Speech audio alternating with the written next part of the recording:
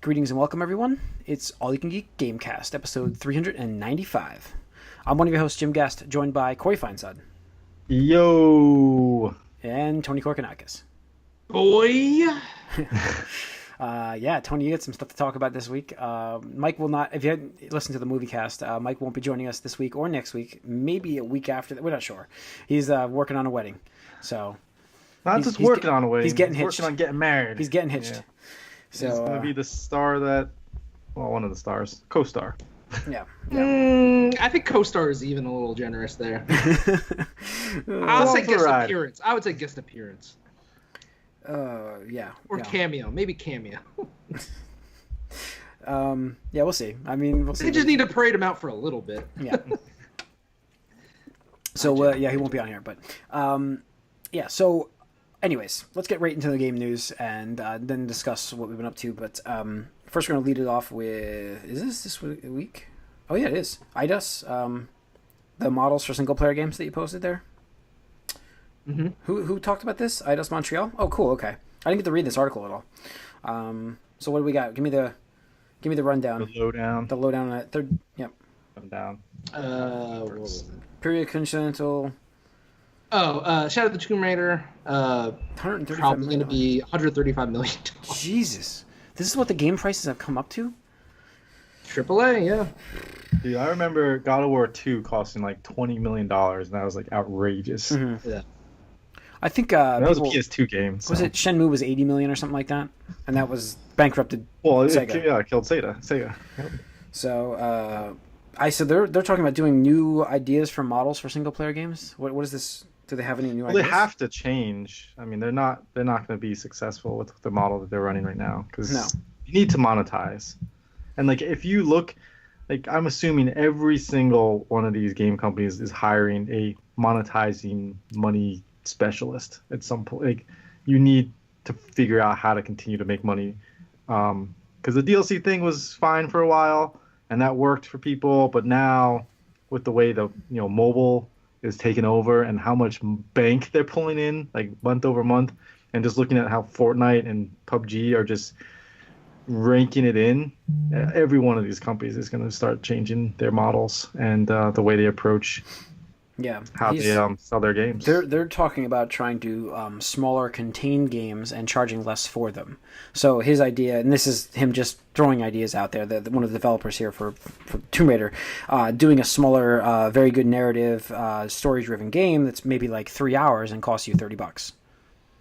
$30? No. Yeah. Well, I mean, not from them. You're gonna get it from indies, but not from them. Oh, sure, absolutely. You're gonna get it from like the indies and on a level where it can be feasible for them, more feasible. But like again, I said this before, but Square Enix, one of the biggest third-party publishers, didn't buy out Eidos so they could fucking work on indie. Can we talk? Can we just like stop our conversation here and talk about Square Enix real quick? Sure. Is it true that they that Final Fantasy VII is not coming out for like, I don't know, what's the dev time in this? 2023? They literally restarted the game. Yeah. They literally. Well, I mean, that's the thing is, that's what they do. Yeah. So we get like when did Kingdom Hearts get announced? It's like 3. It's not coming for a while. So by the time you have that game out, I mean, you can't make money on that game. Like, I can't imagine. I'm gonna guess they maybe broke even on Final Fantasy 15. Maybe made a little bit of money. Well, the thing is, like, how much money did they put into it? And then like how much time have they actually been working on it? Like, I don't know if they've even been working on it at all. Like. Mm-hmm. Like, they're like, oh yeah, we're gonna do this, but are they actually doing anything to? Well, it was all was it CyberConnect or whoever it was working on it, and that apparently after so many years it wasn't up to the level that they wanted. And they're like, well, you know what? It's looking a bit better if we just restart. They brought in the guy from Final Fantasy 15, didn't they? Yeah, it didn't help. It's probably unsalvageable. Yeah, my guess, but yeah, I mean, this is true development hell, and Square Enix needs to change their model. Yeah, they do. Well, they're having a press conference at E3. That's what's insane. So what is going to be first there? Time just in Kingdom 3 Hearts? years. Just Kingdom Hearts. Well, Kingdom Hearts is their game this year. And Tomb Raider. Definitely I would assume Tomb Raider's there.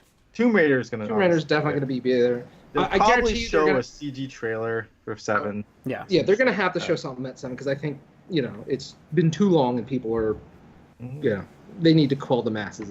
What they need to do is just come out and say, like, you know what, this thing is not happening anytime soon. Yeah. That's what they need to say. Yeah, pull up a bed, get some sleep because It's not like one of those things that's just gonna go away. Yeah. I'm assuming Avengers will be there as well. I would hope. Oh, that's right. I think we're gonna see Avengers. I forgot they're doing that. That would be cool. That's what I mean. Like, that's what they need to do with Final Fantasy VII. They need people to forget about it. But yeah, Avengers. I think with the amount of public, love of Infinity War and everything that's going on with Marvel right now, you got to show it. You got to have something. Yeah, they have to put something together. The problem is it may be too early too. Like, we could be waiting for a couple of years. I hope not, but we'll see. I mean, they announced this how long ago? Like, that they had this partnership. 2 years ago. Two. When did Disney break up? Was it 2 years ago? Was it? I think it was 2. 20. Well, I know that they. Oh, was it a year? Like, Okay, it was around like when Battlefront, right? When Battlefront came out, so it's been 2 years. I thought it was almost 2 years. Yeah. So. Maybe a year and a half. Who knows? Anyway, in any case, it's not that much time, so I don't expect it to be out. No. Time soon. But like, I think they have to. But they're trying to. Yeah, but they're trying to get. That's one thing they're actually trying to change D3 is to show these games that are way too early to be shown. More focus. A lot of companies are trying to focus on what's coming out this year from them.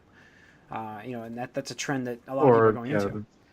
They're coming out soon, at least. Or soon, yes, within a window. 12 months, hopefully. Planned 12 months. Obviously, delays can happen, but. All right. So let's stick with E3 and talk about Bethesda. Yeah, came out and said this is going to be their biggest, longest show yet. Yeah. What are we looking at here? June 10th.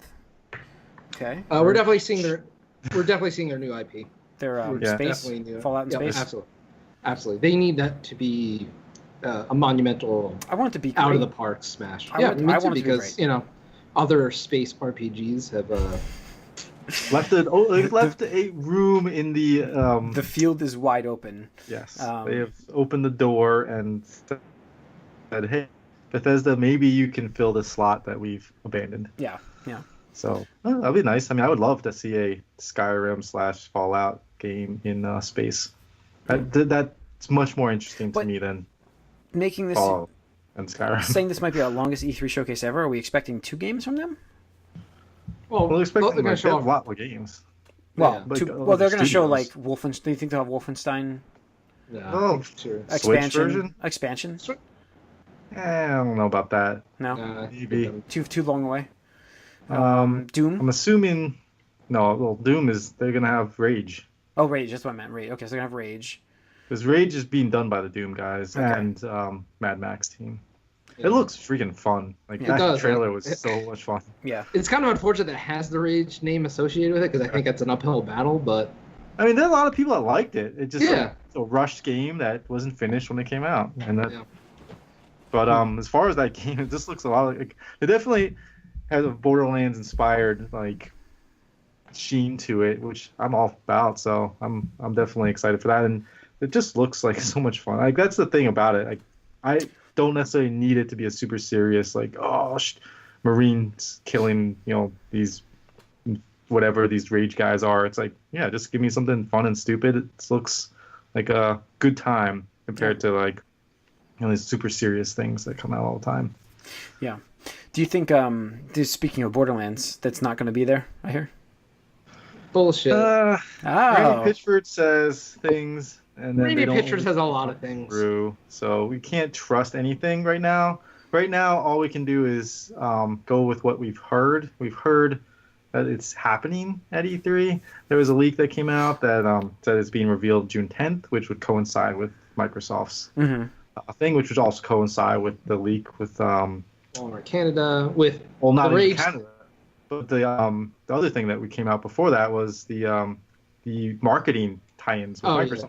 Yeah, and that got leaked, and then this and then obviously Walmart in Canada and Rage. There's too much smoke. There's too much smoke. It's a lot of smoke, and I can understand them wanting to announce it and have it come out quickly, because this game is probably a year or more off. Yeah. But at the same time, what do they have that they could how is their company surviving right now? Yeah.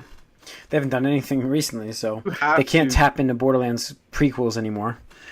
And that's what they said that they didn't want to do. They didn't want to just keep shoveling out Yeah. like not like these side stores. Side They wanted stores. to- Yeah. yeah. So Yeah, I mean, if yeah, you that's why we haven't seen anything Borderlands in a while. usually I it's mean, best. it's been 6 years since Borderlands 2. Yeah, yeah. That's crazy. Usually it's best to release a game as a studio, and sometimes it's best. I mean, sometimes you release a game and then 4 people play it concurrently online, and next day you're closing your studio down. Such as Cliffy B, his studio is closing. Boss Key. Yeah. That was announced I mean, suddenly we too. talked about Radical Heights and how it just seemed wrong.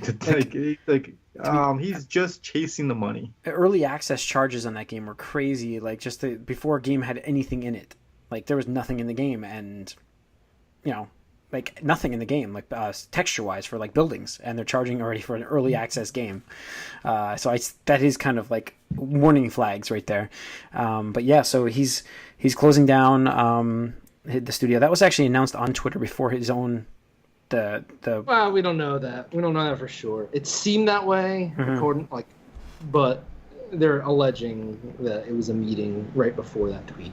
Okay. So, I mean, if I was an owner of a company, there's no way I don't tell my employees before I tell the public. Yeah, and if he did do that, that is just shameful. I would assume that guy not, should but be shunned forever. I would assume not, but you don't know.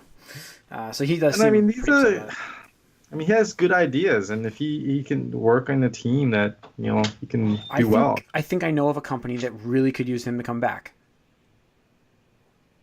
I really do.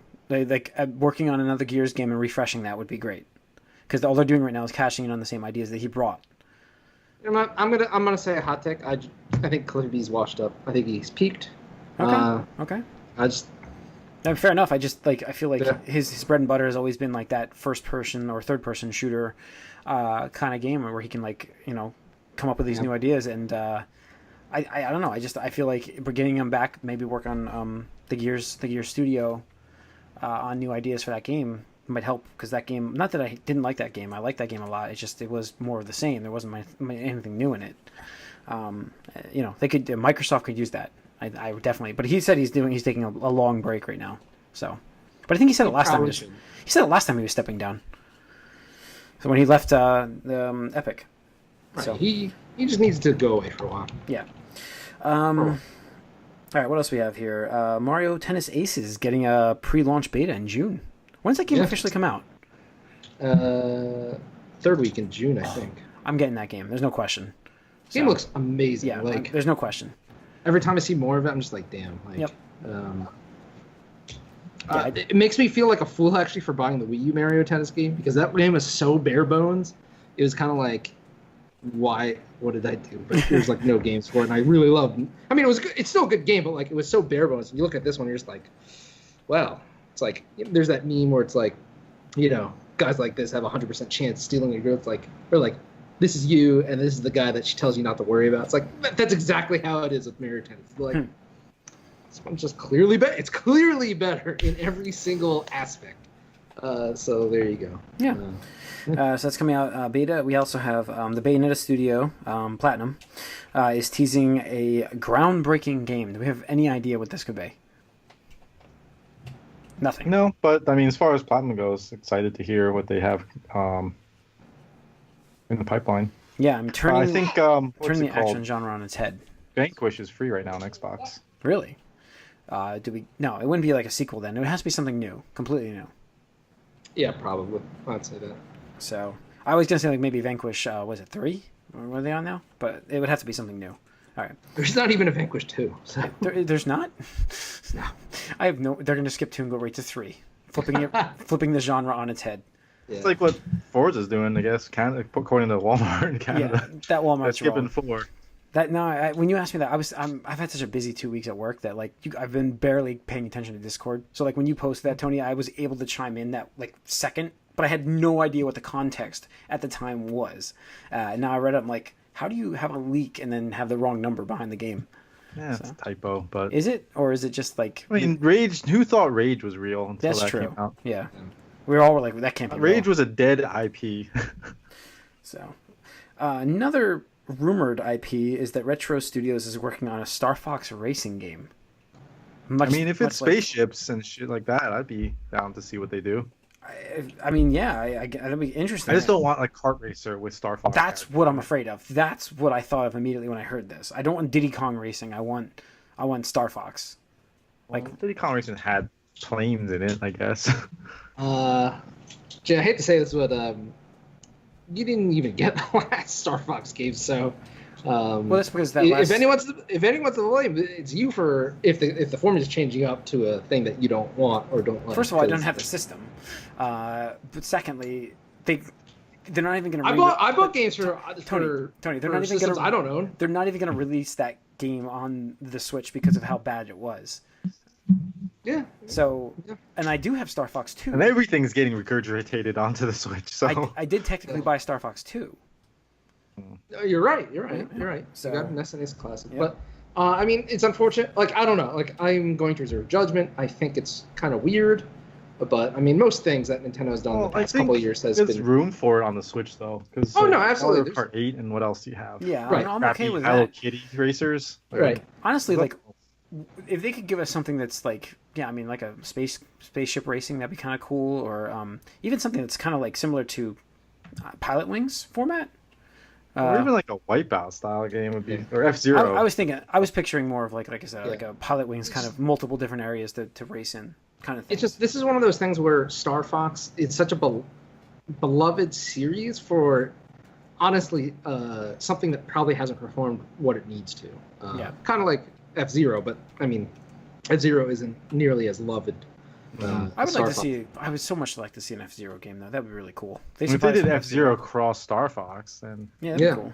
That'd be cool. I mean, mechanically, it's in there because in F-Zero GX, there's a character named McCloud piloting a vehicle that looks exactly like an R-Wing, and he looks exactly like Fox, but a human form. Like, he even has like sunglasses and everything. You're like, Fox is dead, hey? It's like crazy.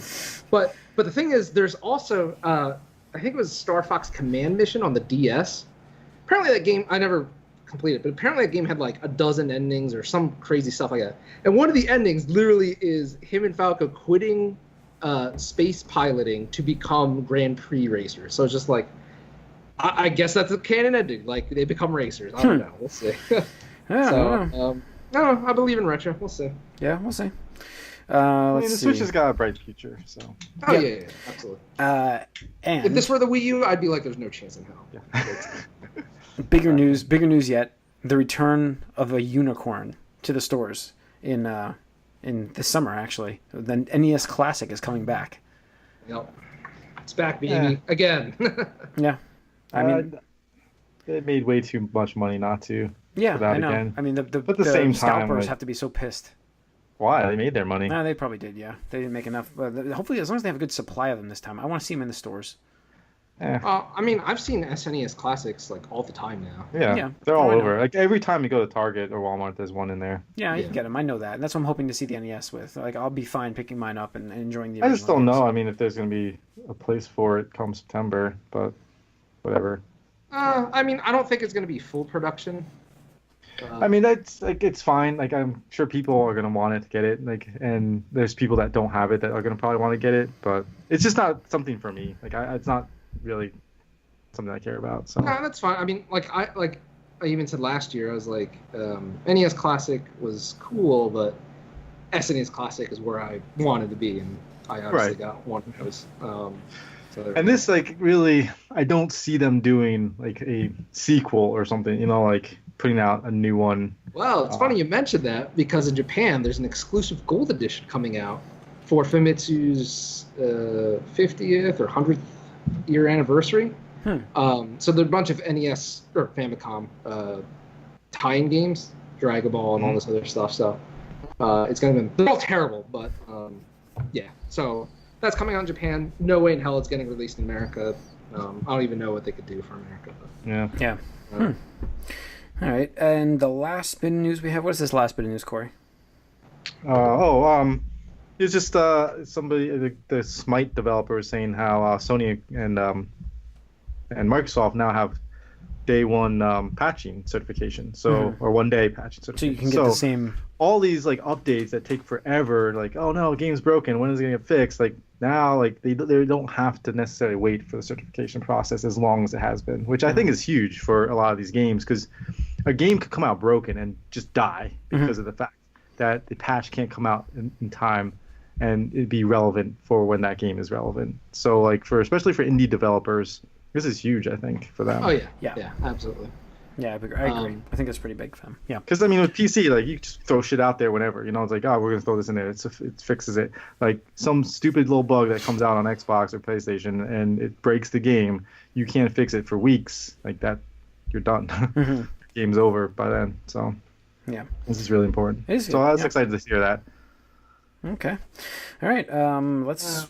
So actually, before we move on, there's actually one more bit of news I want to talk. I didn't put it on there, but so there's been some other Nintendo news coming out strong this week from Pokemon, and they are talking about Pokemon Switch being shown off by the end of the month, May, before E3, because that's right. I was just reading that. Yeah. But there's been some teasing and tiptoeing around some small smokes, but then Emily Rogers, who is Reset Era moderator, admin, but also she's been reporting Nintendo rumors for quite a number of years now, said something that was like, a Pokemon game that comes out this year may not be what everybody's expecting, so just keep an open mind or keep your expectations in check, this and that. And then we got a 4chan leak, quote unquote, showing logos that said basically Pokemon Let's Go Pikachu and Pokemon Let's Go Eevee. And it's like, okay, that's random. Like a game where, each one has like either Pikachu or Eevee with you. So then today on the official Pokemon accounts and even the creator Pokemon started revealing marketing materials for the next Pokemon movie number 21. And among the newest legendaries in the game, there's heavy promotional materials for both Pikachu and Eevee together. So it's like, well, where there's smoke, there's fire. So it looks like we're getting some type of, I don't know if it's like a Pokemon Yellow remake with, Pikachu, and there's like Pokemon, I don't know, Brown with Eevee. I mean, I don't know. Yeah. But, what can Brown do for you? Brown do. It'd be interesting. Oh, we also didn't talk about the GameStop CEO quitting randomly after 3 months. Oh, I missed that. He quit? Yeah. 3 months in. It's like, I'm done. Personal reasons. Effective immediately. Okay. Wow. Yeah. I think that's it for news. All right, yeah, that's it. Let's get into what we've been up to, guys. Tony, kick us off. So I beat God of War. Yeah. You did it. Yeah. First one, I assume, Jim, you have not beat it. No, I have not beaten it yet, yeah. No, I haven't had much time, but I have played through I'm out of the second realm. That's okay. That's all. Yeah, I mean, all. I don't know. I'm conflicted. It's a very good game. It is very good game. It's not a perfect 10.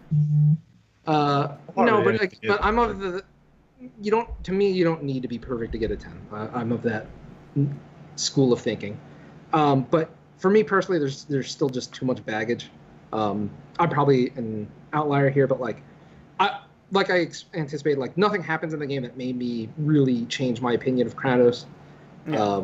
It's like, okay, all right, that's within expectations, but nothing that's like, man, Kratos had a hard life. I totally understand why he murdered these thousands and thousands of people and the gods that they worshipped. It's kind of like, whatever. I'm not going to spoil anything with the story, but I'm just like, yeah, that happens. And by the end of the game, they recycled a lot of bosses, which was unfortunate. Well, you fight the same troll. Yeah, yeah, you fight the troll constantly. It's like,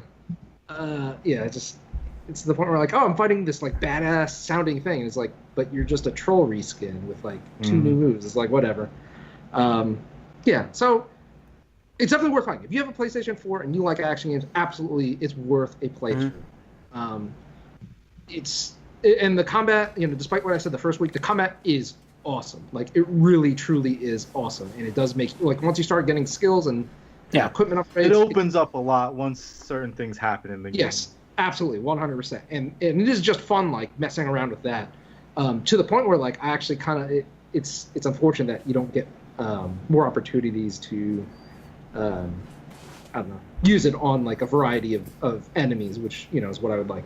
Hopefully we'll get that with a sequel, because obviously I think we're getting that because the game is massively successful, and obviously they plan for how the story goes. It's an awesome game. Just definitely one of those hype where it's like the media hyped it up just probably a bit too much, and I think that's just a little. I don't know.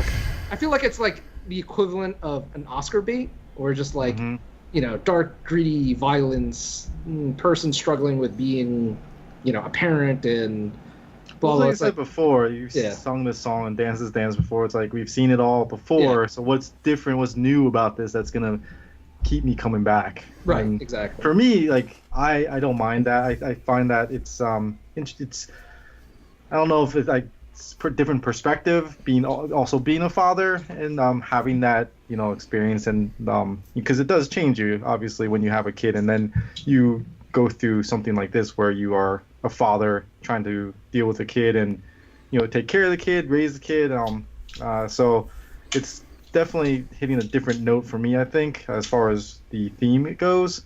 And I do enjoy the theme because I think it's interesting to see different takes on that approach, or that mechanic with taking care of a child or something like that. But as far as the combat, like you were saying, for me too, it's probably the best combat pure combat I've experienced like in a very long time.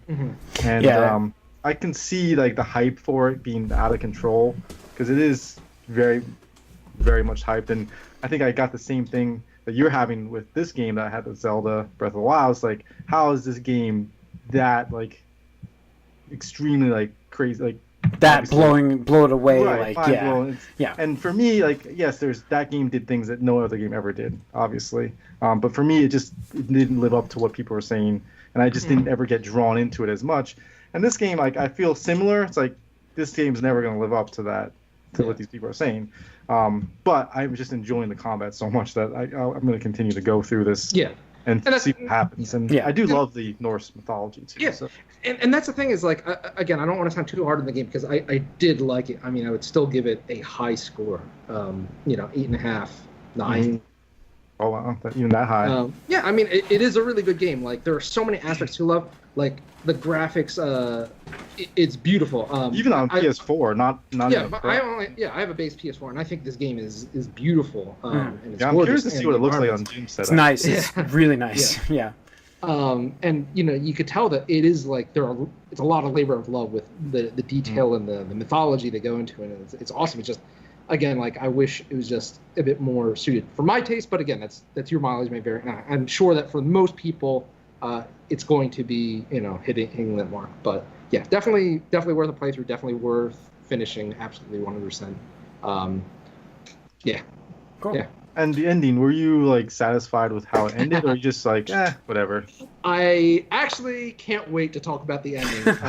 All right, so I gotta get playing. Yeah, because it was one of those things where like it was an ending enough where like I was like, okay, I want to talk about this. So because you guys haven't beaten it yet, I go on Reset Era and I'm just like, well, here's my opinions and blah blah blah. And it was one of those things where we're still riding the Kool-Aid train on this bit, and I think people took my criticisms of some aspects of the ending way too seriously. Well, I mean, you get on the internet. No, I know, but it's just like we can't even have a civil discussion. It's like, well, I didn't like this. Well, fuck you. And it's like, bro, I'm not saying it's terrible. It's just like it didn't hit the mark for me. This aspect and other things like that. Yeah, and that's, I mean, if it hit every mark for every person, it wouldn't, it would be like what's the point? Yeah. Exactly. Yeah. But, no, I'm excited to hear what you guys think, and I'd love to do like even like a mini Spoilercast. Yeah, I gotta get through it. I'm gonna sit down and play it tomorrow, Saturday and Sunday, and I might even take a personal day on Monday. That's what I'm thinking of. So, nice.